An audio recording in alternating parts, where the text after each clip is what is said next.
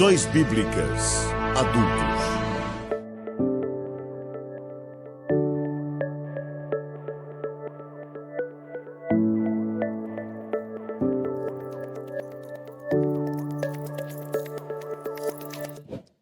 A paz do Senhor, estamos iniciando mais uma lição da Escola Bíblica Dominical, lição de número 6, aqui no estúdio ADCast do Departamento de Comunicação da Igreja Evangélica Assembleia de Deus, Ministério do Belém, em Piracicaba, na direção geral, nosso pastor-presidente, pastor Irineu Lima Pereira.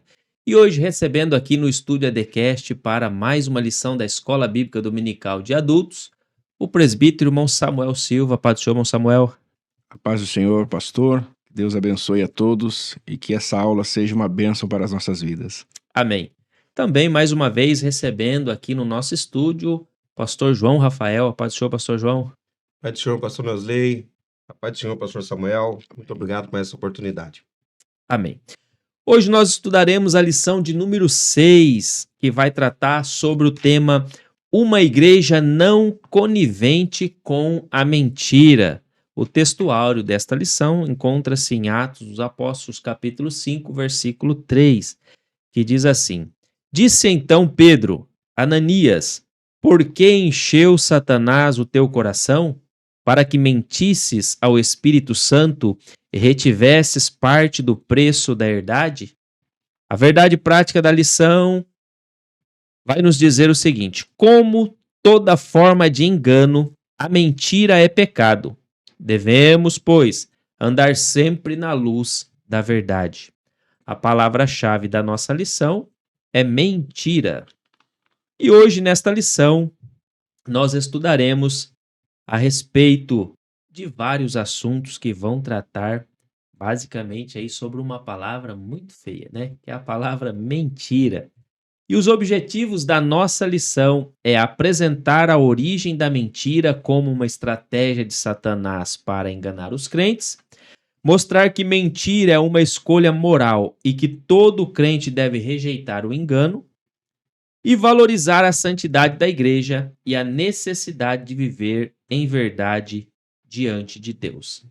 Já entrando aqui dentro da introdução da nossa lição, nesta lição nós aprenderemos que é possível um crente não vigilante estar a serviço do diabo em vez de agir em favor do reino de Deus. É algo muito perigoso, né? Podemos assim dizer.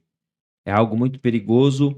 Esse crente que não vigia, infelizmente, ele vai estar aí sendo um alvo fácil do inimigo para que ele caia aí nos laços de Satanás dentro dessa questão que é uma questão terrível, a mentira, né?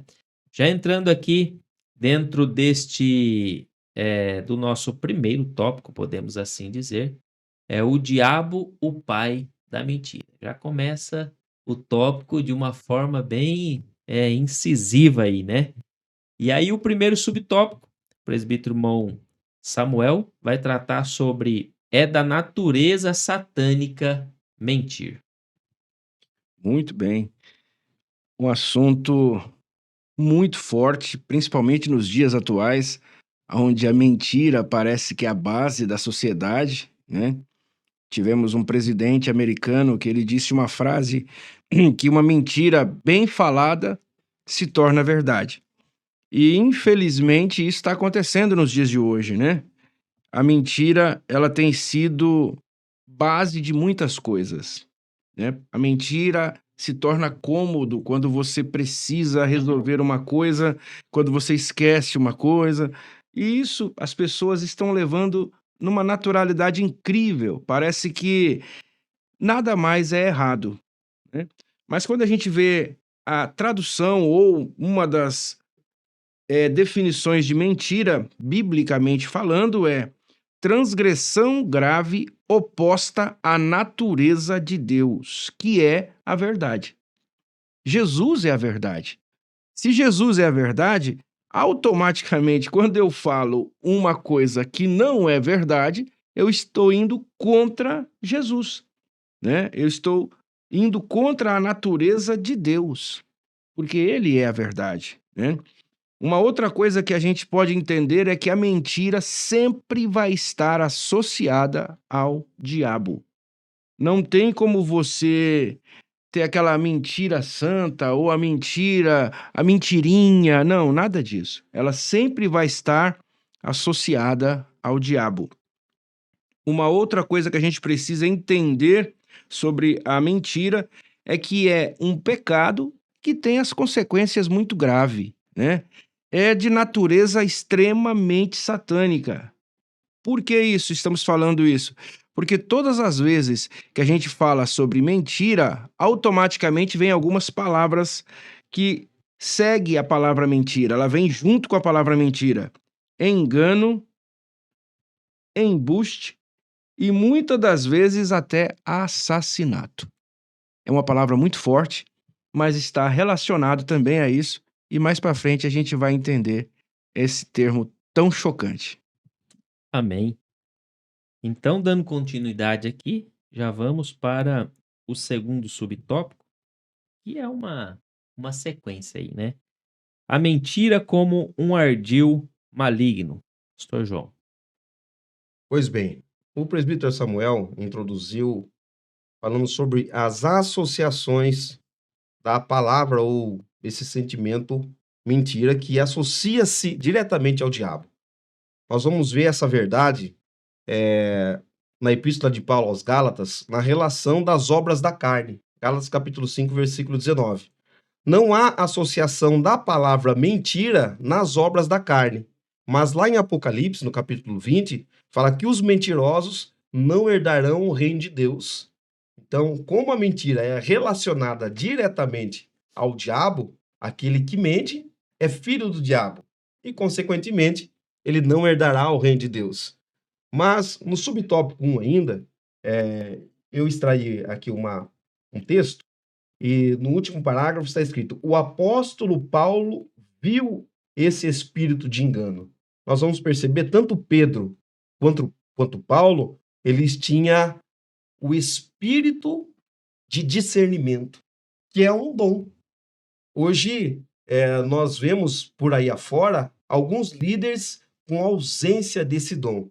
Eu gostaria, e deixei marcado aqui, de ler um texto, ainda estamos falando do subtópico primeiro, que está na carta de João, no capítulo 4, 1 João capítulo 4, versículo 1. Amados, não creais em todo espírito, mas provai se os espíritos são de Deus, porque já muitos falsos profetas se têm levantado no mundo.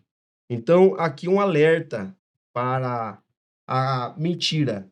Nós temos que ser meticulosos na busca em oração por Deus, para nós discernirmos aquilo que nós estamos ouvindo.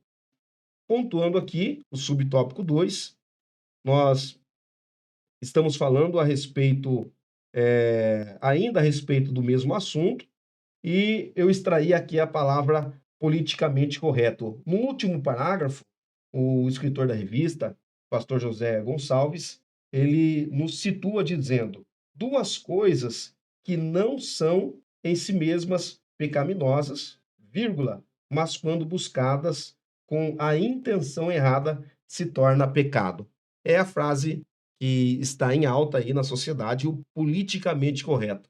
Jesus ele disse isso em Mateus 23, quando os seus perseguidores, os religiosos, a religiosidade estava o perseguindo, e Jesus, em momento nenhum, disse que eles estavam certos em alguma coisa que eles faziam, mas nesse momento Jesus disse: vocês dão o dízimo do endro, do cominho, da hortelã. Isso que vocês fazem está certo, mas negligenciam a fé e a misericórdia. Então, não adianta nós fazermos algo correto com a intenção equivocada. E, às vezes, politicamente correto, as pessoas querem contar, o pastor Samuel usou a expressão, a mentirinha santa. Não é bíblico, nós não temos nenhuma base para contarmos mentirinha santa. É interessante dizer, tem até uma outra palavra que se usam, né?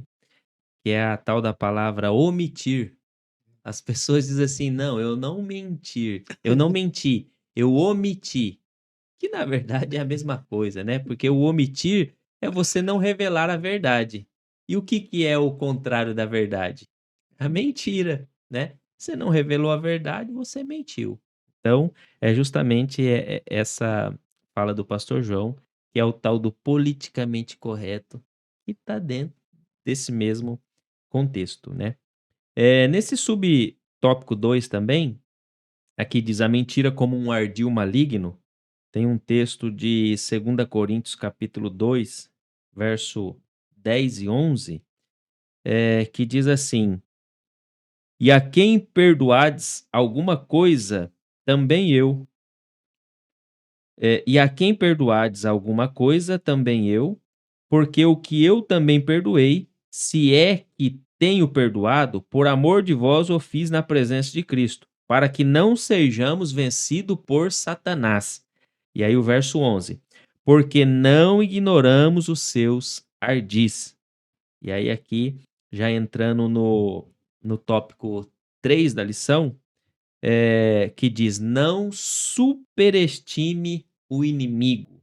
Não superestime o inimigo. E aí o apóstolo Paulo, ele até orienta, os crentes a perdoarem e a não guardarem nenhuma raiz de amargura, que é esse texto de 2 Coríntios capítulo 2, verso 10 e 11. Por quê? Porque dentro dos ardis de Satanás, se a pessoa está com alguma raiz de amargura dentro de si, é já uma oportunidade do diabo entrar e trabalhar na vida daquela pessoa, e aí começou, porque quando diz raiz de amargura, é algo que começa lá de baixo e vai subindo, né? E vai penetrando, e a raiz ali é onde que está a sustentação.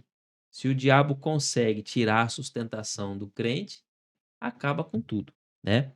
E aí ele continua dizendo, Paulo continua dizendo, orientando os irmãos a retirarem toda essa amargura, a ficarem firmes contra as astutas ciladas de Satanás, o diabo, Efésios capítulo 6, verso 11.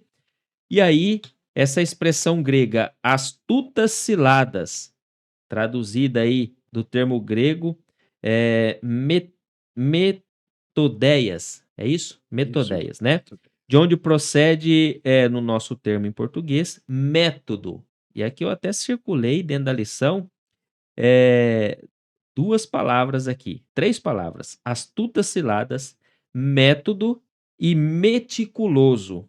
Então o diabo, ele tem os seus métodos, ele é meticuloso, trabalha metodicamente para enganar os cristãos. E teve uma lição, se não me falha a memória, de alguns anos atrás aí, não sei até se não foi do ano passado, que foi justamente sobre essas questões, né? Não me lembro agora como que era o nome da lição, mas era, eh, tá aqui na cabeça, mas me fugiu agora. A lição que falava sobre esses ardis de Satanás. Eu vou lembrar aqui Não depois foi da só uma lição, foi uma foi uma revista, né? Foi revista, uma revista que nós exatamente, tivemos. uma revista. Não sei se foi a mesma frase, as astutas ciladas, mas foi alguma coisa dentro desse contexto mesmo que nós trabalhamos sobre isso. Exatamente. Falando sobre tudo aquilo que o diabo ele planeja, ele faz. Eu acho que uma lição dessas atrás, o irmão Samuel até comentou, que o diabo ele é inteligente. Inteligente. Antigamente, ele fazia uma arruaça, ele bagunçava, né? Hoje não. Hoje é quietinho, é devagarinho, é no silêncio. Eu penso que não, ele já está introduzido já, e é onde o cristão deve tomar cuidado com essas astutas ciladas de Satanás. E aí, por isso que Paulo orienta os irmãos a se revestirem de toda a armadura de Deus, que está lá em Efésios, no capítulo 6. Se revistam das armaduras para que vocês não caiam nesses ardis de Satanás. Os pastores querem fazer algum comentário desse terceiro tópico, Samuel? Na realidade, assim como eu tinha falado, né, nós temos aqui algumas referências. Nós encontramos em Gênesis Satanás enganando a Eva. Aquilo ali foi a maior mentira de todos os tempos. Pode comer à vontade que você não vai morrer. Essa foi a maior mentira. Depois a gente encontra, quando eu falei que a palavra estava associada até a assassinatos, testemunhas falsas. Jezabel, quando quis matar Nabote, o que ela fez? Contratou testemunhas falsas e disse, ó, fala que ele não merece viver e acabou. E assim, por falsos testemunhos, através de mentiras, Nabote morreu e o Acabe tomou conta ali da sua propriedade. E a gente encontra isso até no Novo Testamento também, falsas testemunhas acusando Estevão, acusando outras pessoas, e todas elas através de mentiras. E essas pessoas não são nada mais, nada menos do que assassinos, porque as suas palavras levaram pessoas decentes à morte, né? E um dos ardis de Satanás no dia de hoje, só para que a gente conclua esse primeiro tópico aí de uma forma fantástica, é a hipocrisia. Gente, isso toma conta do ambiente eclesiástico de uma forma tão terrível que muitas das vezes a gente até se esquece de que aquela pessoa é crente. A hipocrisia é terrível, a pessoa mente a vida inteira. Ela coloca uma capa de cristão, mas por dentro ela é simplesmente uma pessoa sem nenhuma presença do Espírito Santo. E, infelizmente, a gente tem que conviver com isso. Seu João? Ainda não sobre o tópico 3, o escritor da nossa revista, ele traz duas máximas, duas palavras que se destacam muito. Nós não devemos superestimar o nosso inimigo e nós também não devemos subestimá-lo. Subestimado. Existem pessoas que falam mais do diabo do que de Jesus. Mas existem pessoas também que ignoram completamente, né, as astutas ciladas do inimigo. Pastor Neusley, o senhor citou aqui sobre nós revestirmos das armaduras de Deus. Mas Paulo ele cita sobre esse revestimento em Efésios no capítulo 6. Se nós olharmos a carta de Paulo à igreja em Éfeso, ele vai mencionar aqui, em Éfeso capítulo 1, versículo 23, que nós devemos nos encher da plenitude do Deus Filho. No capítulo 3, no versículo 19, ele vai dizer que nós devemos nos revestir da plenitude do Deus Pai. E no capítulo 5, no versículo 18, ele diz, não vos embriagueis do vinho que a contenda, mas sejam cheios, plenos da plenitude do Espírito Santo de Deus. Então, antes nós nos revestirmos contra as astutas ciladas do inimigo, nós precisamos estar, a igreja, né? Ela precisa estar cheia do Deus Filho, do Deus Pai, do Deus Espírito Santo, da Trindade, do Deus Trino. Aí, Paulo começa a classificar uma igreja cheia. Ela consegue a esposa ser submissa ao marido, o patrão e o empregado, eles têm um consenso, o pai e o filho. Então, uma igreja repleta e cheia do Espírito Santo não tem legalidades para o inimigo entrar, trabalhar e destruir. Ele veio para matar, roubar e destruir. Aleluia. Eu acho que até no finalzinho aí do terceiro tópico, nós vamos até falar um pouquinho mais a respeito disso. Só voltando aqui, eu achei aqui qual que era a revista, foi do terceiro trimestre de 2022. Os ataques contra a Igreja de Cristo. E aí o subtítulo da lição, da revista, era As Sutilezas de Satanás nesses dias que antecedem a volta de Jesus Cristo. Então, foi uma lição que tratou muito a respeito. Eu me lembrei aqui porque eu acho que foi bem em época de pandemia, parece, finalzinho de pandemia, não sei, e nós tratamos sobre essa lição e foi uma lição maravilhosa. Mas vamos lá, para nós, dando continuidade aqui, para entrar no segundo tópico, o cristão e a mentira.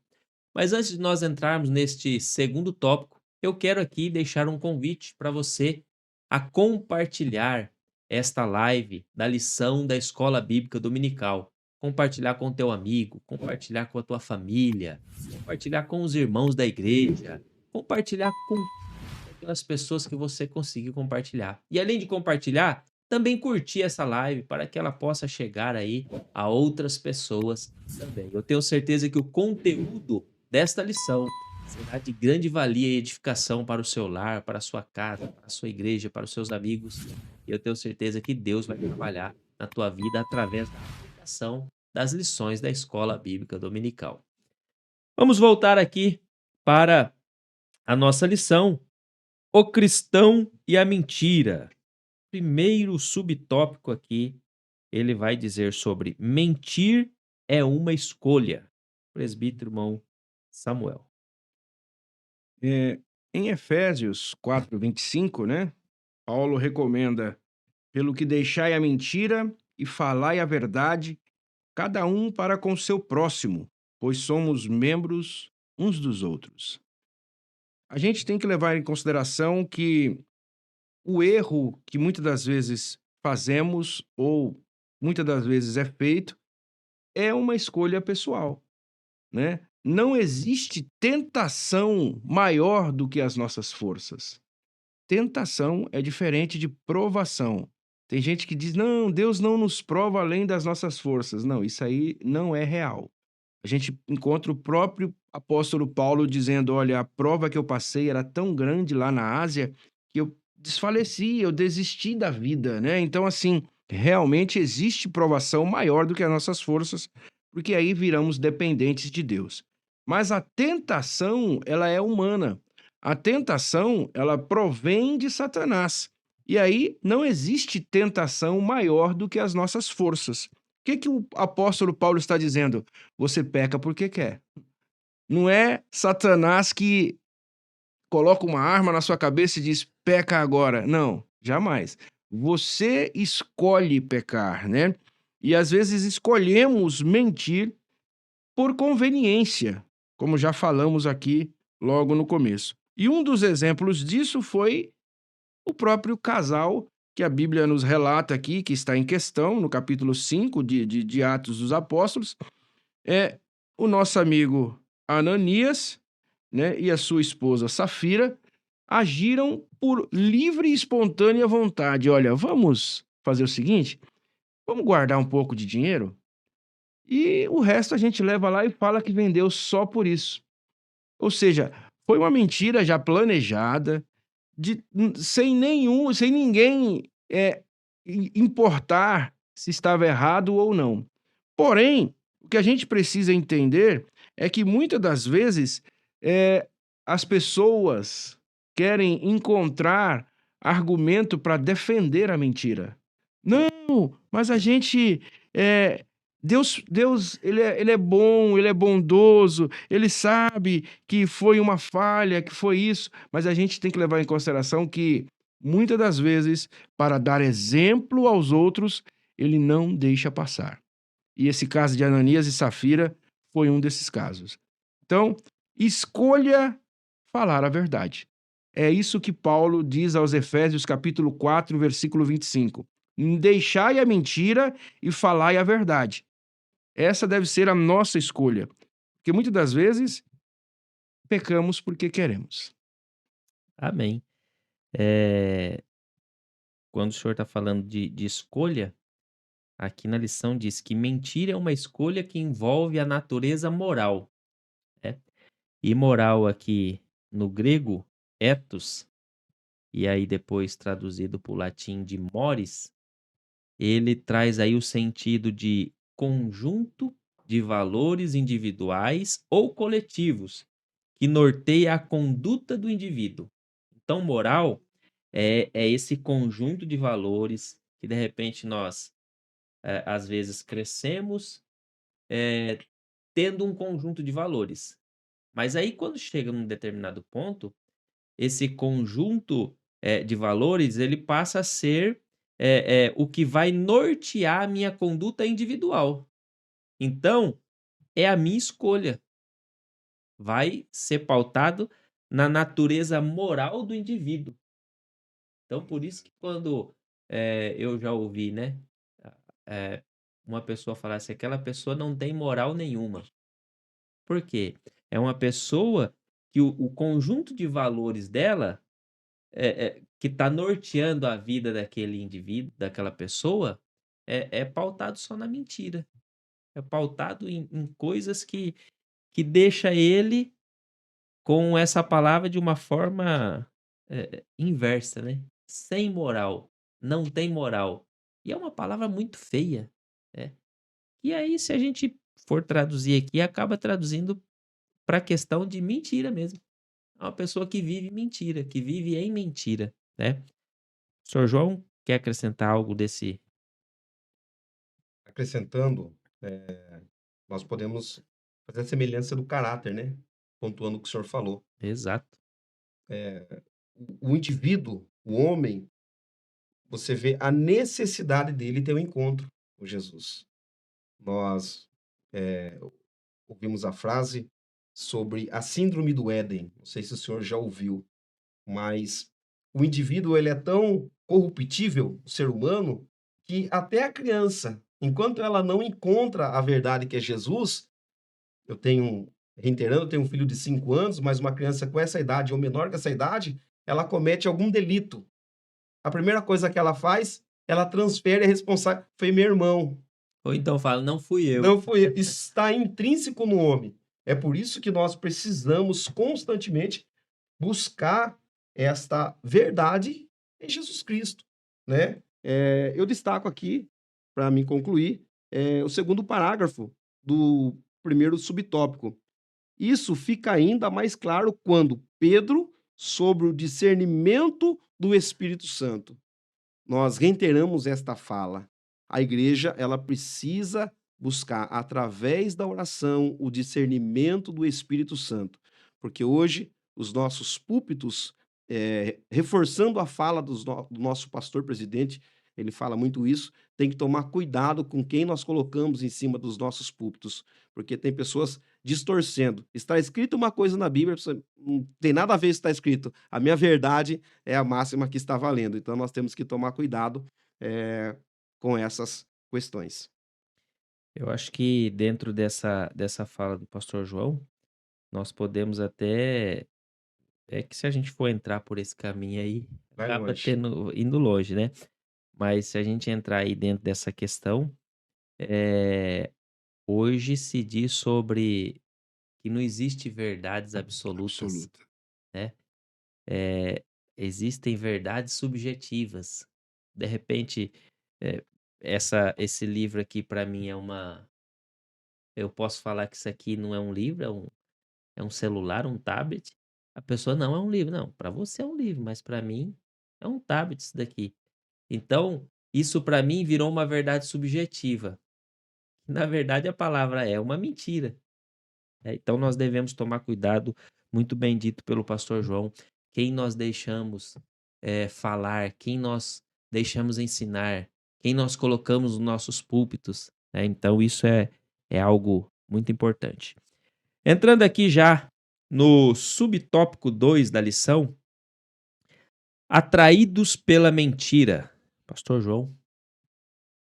Eu destaquei a frase em que quando Ananias e Safira, eles mentem, Atos capítulo 5, versículo também de número 5, ele caiu e expirou. Ele morreu. A mentira, ela tem essa capacidade de matar a pessoa. A Bíblia, ela nos proíbe de falar, jurar por Deus. Quando a pessoa chega ao ponto, eu juro por Deus, porque a palavra dela já não tem mais força. Existem pessoas andando como cadáveres ambulantes. As palavras dela não têm mais fundamento. De tanto que ela contou mentira, o pastor Samuel, ele mencionou aqui a fala do presidente, quando a mentira se transveste da verdade. E eu gosto muito, e eu faço muita aplicação em cima de um texto, em Juízes capítulo 14, versículo 8 e 9. É a história de Sansão. Ele, sendo nazireu, não poderia chegar nem a menos de 1 metro perto de um cadáver. Ele se aproxima daquele cadáver, além dele chegar perto, ele pega o mel Ele usufrui daquele mel, ele come daquele mel e, além disso, ele leva o mel para os pais e passa mel na boca dos pais, contando a eles uma mentira. Então, aí nós olhamos para o contexto da vida de Sansão e nós começamos a analisar, mas não vai acontecer nada pegando um alimento de um defunto e passando mel na boca das pessoas.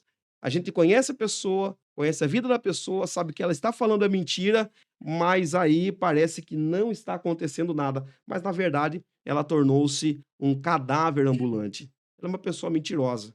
É o filho do pai da mentira. É, é algo muito perigoso, né? Inclusive aqui no próprio subtópico 2, o pastor João fez referência, eles sofreram implicações de suas decisões. E aí já entrando no subtópico 3 da lição, mentir tem consequências.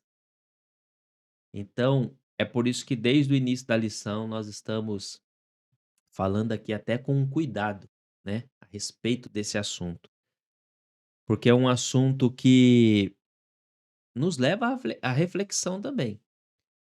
E nos traz a necessidade de entendermos o real sentido e significado disso.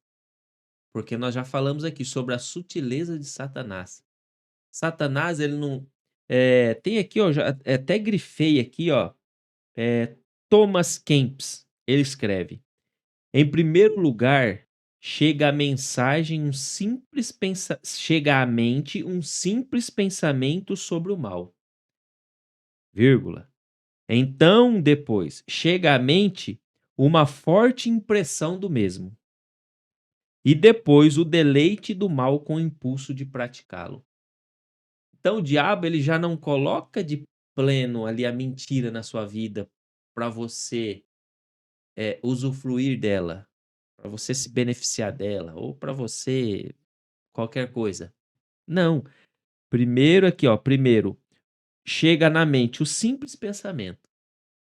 Você pensa, acho que eu vou mentir sobre isso. Sedução, né? A A sedução. mentira, ela seduz você, falar mentira ali. Justamente. Ela te seduz, às vezes, para você ganhar vantagem de alguma coisa. E isso tá no nosso dia a dia, não é com as pessoas, é com a gente mesmo. Eu não vou nem citar exemplo aqui para não complicar, mas tá no nosso dia a dia. Aí depois chega à mente uma forte impressão do mesmo. Aí já vem à mente aquela. E aí o diabo parece que ele é tão ardil e ele é tão sutil, porque daí ele começa assim: não, mas não tem problema. É só uma mentirinha. Não tem tamanho de mentira. Mentira é mentira. Mentira. As pessoas, não, é só uma mentirinha pequenininha. Depois, mas daí aquilo vira um vício, vira um hábito. E aí cai naquela frase que o irmão Samuel ele disse do presidente, né? Ele diz assim: uma mentira bem contada e contada várias vezes, ela vira uma verdade para a pessoa. Não que aquilo é verdade, mas para aquela pessoa aquilo vira uma verdade. Eu conheci uma pessoa, não vou citar nome, na verdade uma família eu conheci, e essa família, o pai contava tanta mentira que os filhos acabou acreditando naquelas mentiras e eles vendiam aquela mentira para as pessoas. E todo mundo sabia que era mentira tudo aquilo que se falava, né? Então, isso é muito perigoso, isso é muito perigoso. Devemos tomar cuidado, porque daí entra o subtópico 3 aqui do tópico 2. Existem as consequências da mentira. Aqui no penúltimo parágrafo, contudo, o preço pago por essas ações foi muito caro. Custou-lhe suas próprias vidas. Antes de se praticar qualquer ação de natureza pecaminosa, é necessário pensar nas consequências que isso produzirá. Quantos crentes, muito deles experientes, é o que eu estou falando aqui. Isso tá no nosso contexto de dia a dia. Quantos crentes, muito deles experientes, hoje lamentam por não terem levado em conta as consequências de suas ações. vigiemos.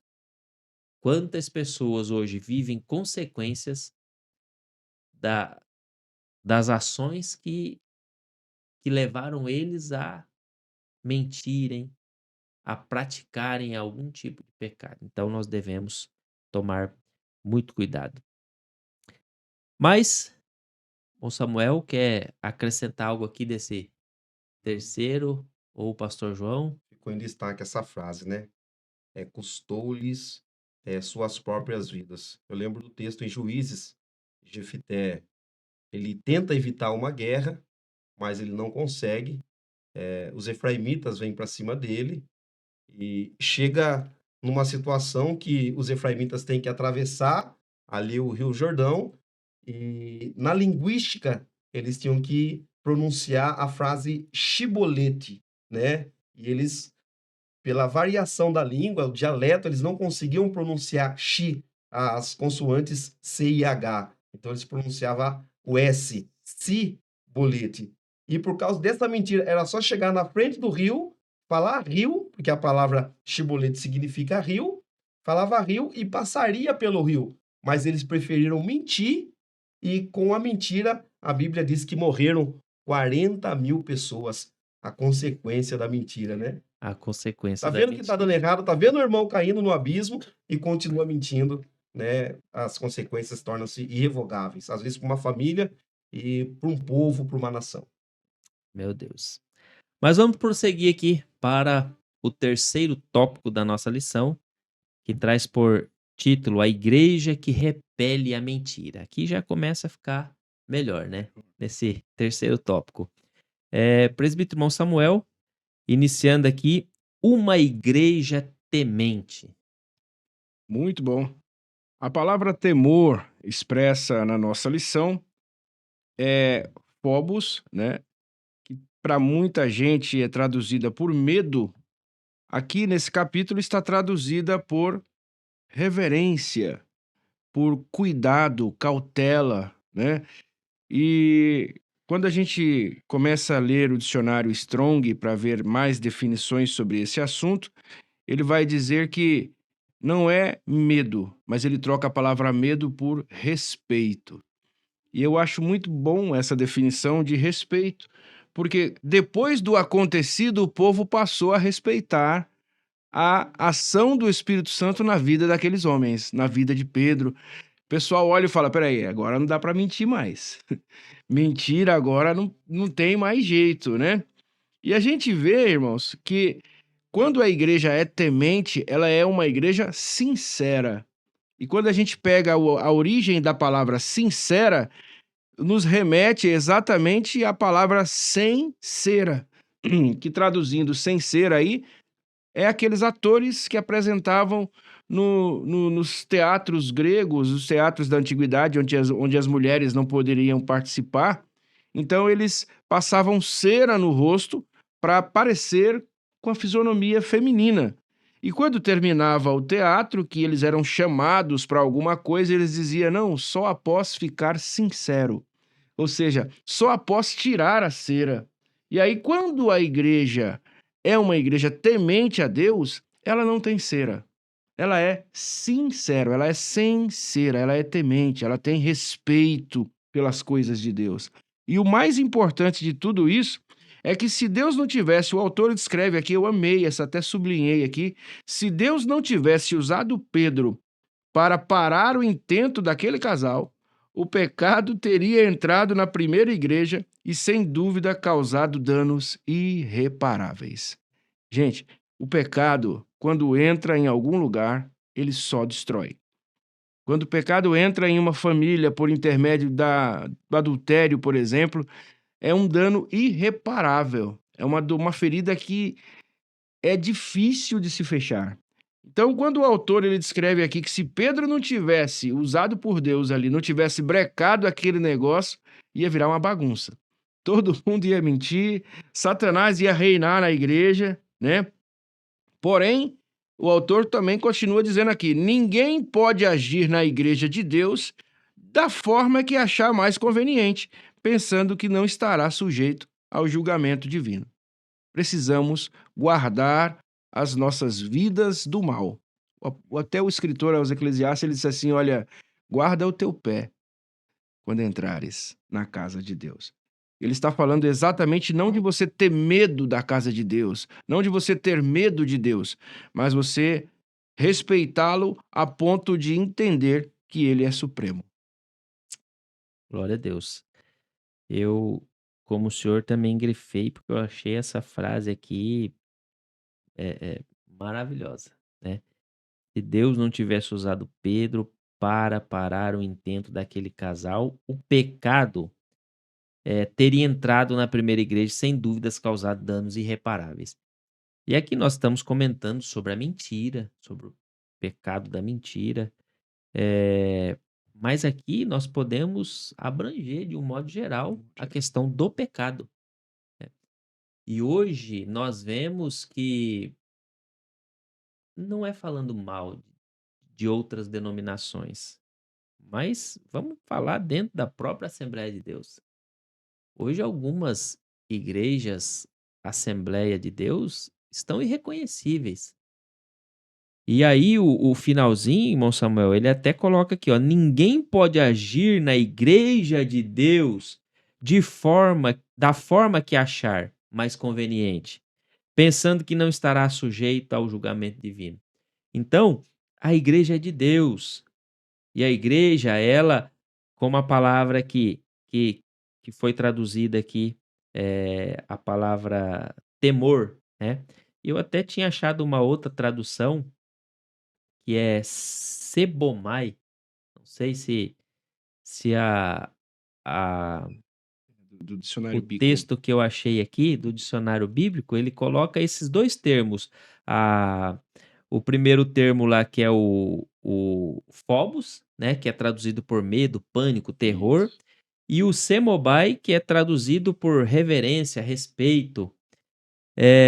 Dentro desse contexto de temor, de reverência e respeito, nós temos que entender que dentro da casa de Deus tem que haver esta reverência nesse sentido de respeito, esse temor, né, no sentido de respeito, reverência, porque é a casa de Deus e às vezes as pessoas estão bagunçando, levando de qualquer jeito, de uma forma relaxada, e aí sem mesmo entrar em questão de usos e costumes, não entrando nessa questão, entrando na questão eh eh, litúrgica de cultos mesmo. Hoje nós vemos alguns lugares que não parece uma igreja. Acho que o irmão Samuel até comentou, né, de uma certa igreja, não sei se foi que ele passou, que ele viu, que ele assistiu, que o senhor falou que O rapaz estava evangelizando o outro. parecia uma discoteca, né. Então, Um clube. um clube.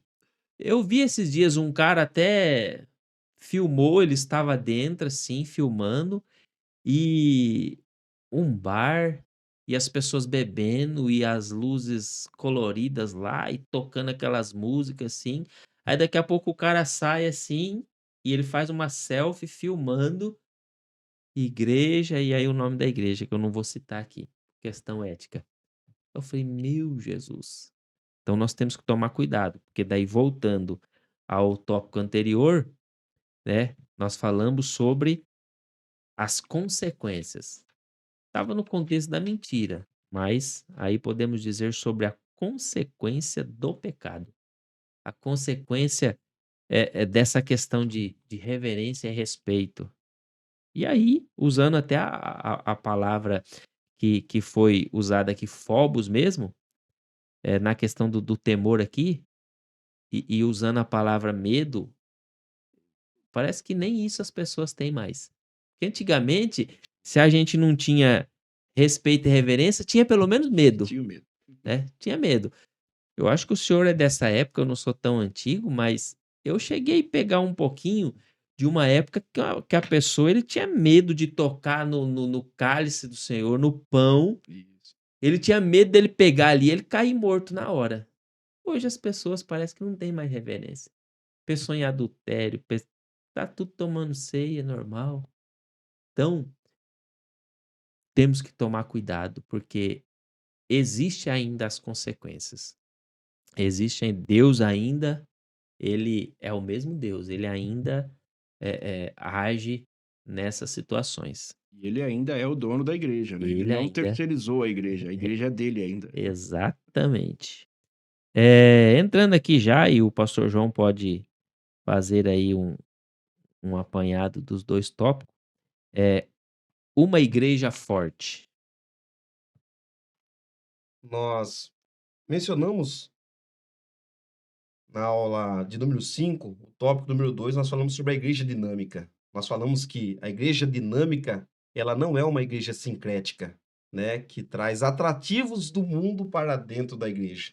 Então, graças a Deus, nós estamos dentro de uma instituição que guarda a sua liturgia, as suas tradições, a sua doutrina e o seu uso e costume. Dentro do tópico 3, do primeiro subtópico, o senhor leu aqui, último parágrafo, ninguém pode agir. Mas antes, tem uma frase que me chamou muita atenção. Quão séria é a igreja de Deus? O filósofo Nietzsche, um ateu inclusive, ele escreve um livro, A Gaia Ciência, e nesse livro ele destaca uma frase que chamou-se atenção e acabou virando até um paradoxo para um filme, Deus não está morto. O livro de Nietzsche, ele fala sobre o Deus que está morto, mas de um povo que diz que reverencia a uma divindade, porém não presta a ele reverência, não dá a ele credibilidade. Então, a conjectura, a aplicação do livro é: vocês dizem que vocês servem a um Deus que ele ateu não acredita, mas esse Deus que vocês dizem que vocês servem, vocês não dão a ele credibilidade nenhuma, porque o culto de vocês é totalmente irreverente. Só para nós concluirmos. No subtópico número 2, nós estamos falando sobre uma igreja forte.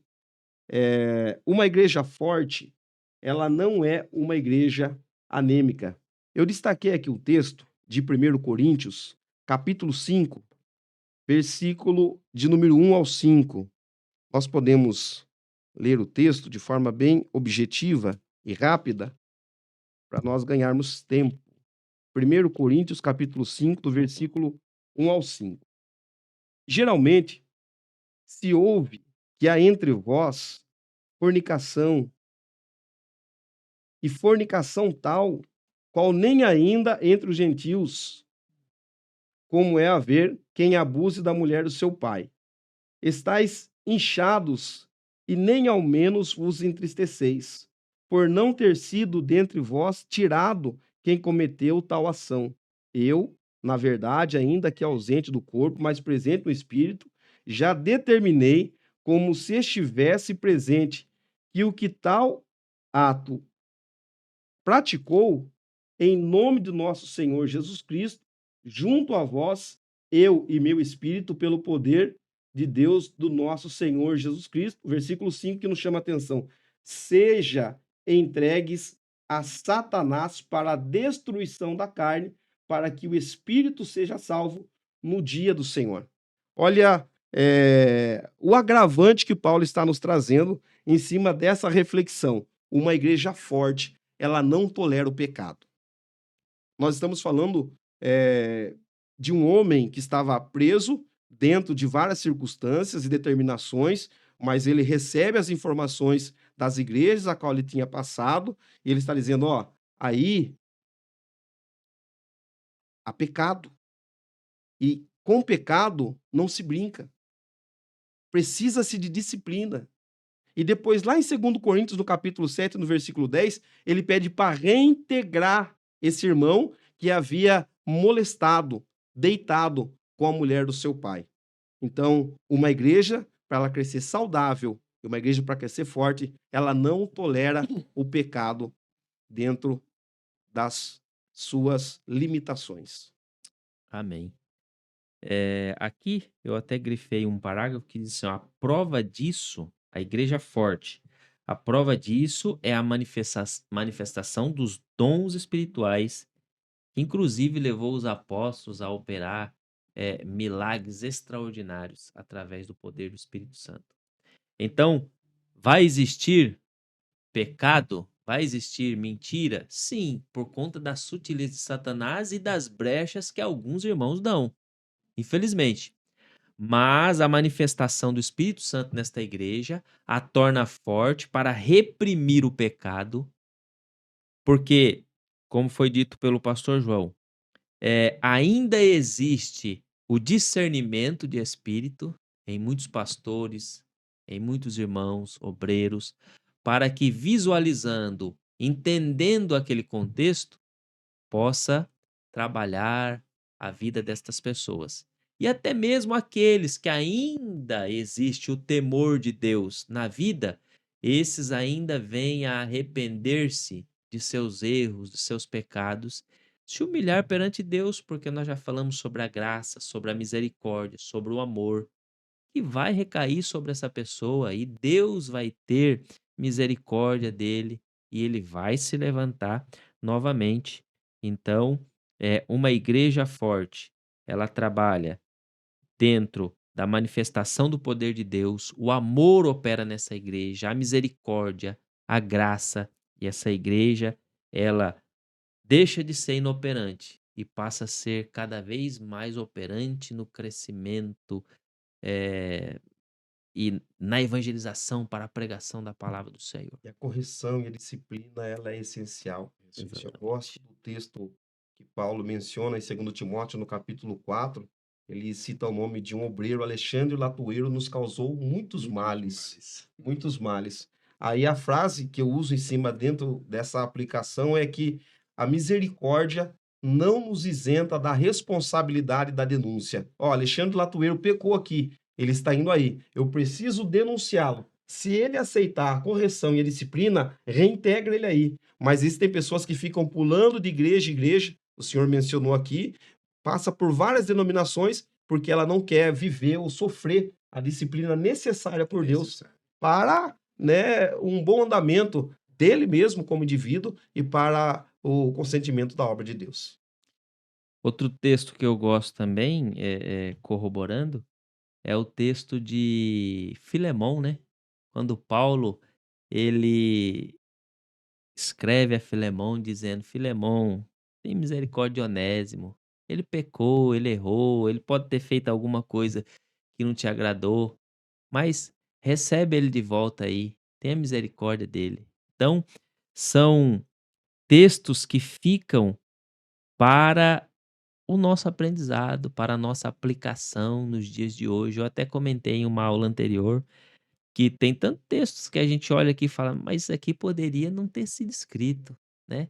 Porque às vezes é uma coisa que o pecado de Davi, a depressão de Elias, entre outras situações que tem, para que escrever? Mas é para aplicação nossa, para que nós podemos olhar e dizer assim, ó, Davi, o homem segundo o coração de Deus, pecou. Mas na mesma forma que ele pecou, ele teve a humildade de se humilhar perante Deus e dizer: "Eu pequei, mas que o Senhor tenha misericórdia da minha vida", né. Então, são situações que acontecem, mas voltando aqui, o amor, a graça, a misericórdia de Deus é é grande, está sempre, eh, pronta para nos receber de volta quando erramos e pecamos. Bom, Samuel quer. Só concluindo a minha fala, a igreja, quando ela é forte, ela é santa, ela sempre vai tratar pecado como pecado. Ela sempre vai tratar mentira como mentira, né? E assim, uma igreja que ela visa mais o lucro do que a salvação, não é igreja, né? Ela é tudo menos igreja, porque igreja está falando que é o corpo de Cristo. E eu tenho certeza que essa igreja não faz parte do corpo de Cristo, né? Porque quando se faz parte do corpo de Cristo, automaticamente já está falando o quê? É separado, é diferente, né? Eu falei na aula de teologia, eu citei duas classes de crentes, os militantes e os simpatizantes. Tem igreja por aí que é simpatizante, ela gosta da palavra, ela gosta dos louvores, gosta de Deus, então chega lá de qualquer jeito e fica como chegou e não há mudança, não precisa de mudança, não precisa de nada. São simpatizantes. Não tem compromisso nenhum com a salvação. Mas a igreja santa, a igreja forte, ela é feita de militantes. Pessoas que vestem a camisa do evangelho e dizem: eu sou diferente, eu não tolero o pecado. Amém. Meus irmãos, nós chegamos para o final de mais uma lição da Escola Bíblica Dominical. Quero aqui agradecer o presbítero irmão Samuel Silva por mais uma vez estar conosco aqui. Também o pastor João Rafael. Deus abençoe e que possamos fazer aí uma boa aplicação de tudo que nós falamos aqui e que os alunos e professores que estão nos assistindo também possa fazer uma boa aplicação com os alunos na classe de aula, né? E os irmãos também. E que Deus possa continuar nos dando graça para poder estarmos aprendendo, lecionando aqui, mas já aprendendo também enquanto nós estamos fazendo a explanação da palavra de Deus, né? Irmãos, nós chegamos para o final de mais uma aula da Escola Bíblica Dominical, lição de número 6, onde tratamos sobre uma igreja não conivente com a mentira. E dentro da conclusão dessa lição, nós podemos entender que é possível pecar e se acostumar com o pecado sem se arrepender. Também é possível que a pessoa ele encontre até mesmo justificativas plausíveis para esses pecados.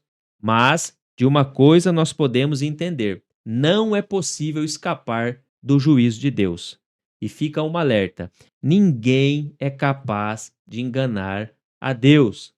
Mas, já deixando aqui uma aplicação, posso dizer assim, que da mesma forma que há o pecado, há também a graça, há também a misericórdia de Deus.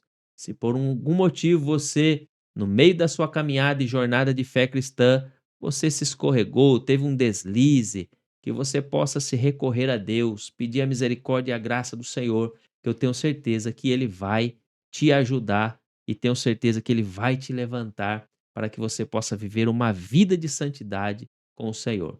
Que você possa ficar com essa aula, compartilhar o conteúdo da Escola Bíblica Dominical, curtir, você possa compartilhar com amigos, vizinhos, os irmãos da igreja. Eu tenho certeza que será bênção para você e toda a sua família.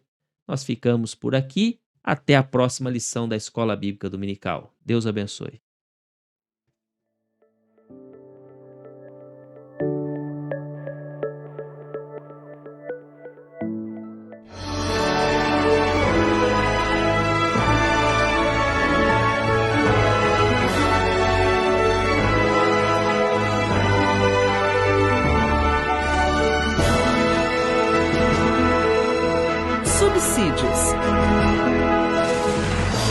Lições Bíblicas Adultos.